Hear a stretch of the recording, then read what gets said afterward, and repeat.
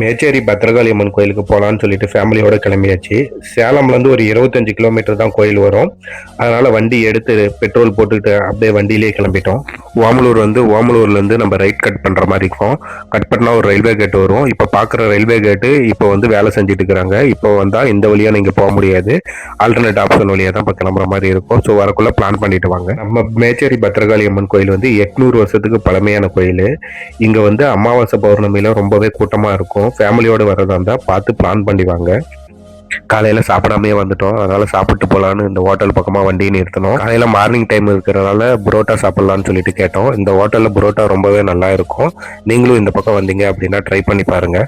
இந்த ஹோட்டல் இங்கே ரொம்பவே ஃபேமஸ் போல். எப்போவுமே கொஞ்சம் கூட்டமாகவே இருக்குது. சாப்பிட்டு முடிச்சுட்டு பில்லை கொடுத்துட்டு வண்டியை எடுத்துகிட்டு கிளம்பிட்டோம். அரை மணி நேரம் ட்ராவலுக்கு பிறகு ஒரு வழியாக கோயிலுக்கு வந்துட்டோம். கோயிலுக்கு வெளியே வண்டியை நிறுத்திட்டு அங்கேயே ஒரு கடையில் கற்பூரம், ஊதுபத்தி, 2 விளக்கும் வாங்கிக்கிட்டு கோயிலுக்குள்ளே போயிட்டோம். இதுக்கு வெளியே ஸ்டாண்டு இருக்குது. அதில் வந்து நம்ம விளக்கு போட்டுட்டு சாமியை பார்க்க போவோம்னு சொல்லிட்டு கீழே நிற்க போயிட்டோம். ஆனால் சமயத்தில் தான் சாமியை வந்துட்டு அலங்காரம் பண்ணலான்னு சொல்லிட்டு க்ளோஸ் பண்ணி வச்சுருந்தாங்க. அப்போ கொஞ்சம் நேரம் வெளியே வெயிட் பண்ணிட்டு இருந்தோம். அந்த நேரத்தில் கொஞ்சம் கூட்டமும் கூடிருச்சு. ஒரு வழியாக ஒரு அரை மணி நேரத்துக்கு அப்புறம் சாமியை ஓப்பன் பண்ணாங்க. நல்லாவே தரிசனம் பார்த்துட்டு கோயிலை விட்டு வெளியே வந்துட்டோம். கோயிலை விட்டு வெளியே வரக்குள்ளே தான் ஒரு யோசனை தோணுச்சு, மேட்டூர் போகலான்னு சொல்லிட்டு சரி போவோமேன்னு கிளம்பிட்டோம்.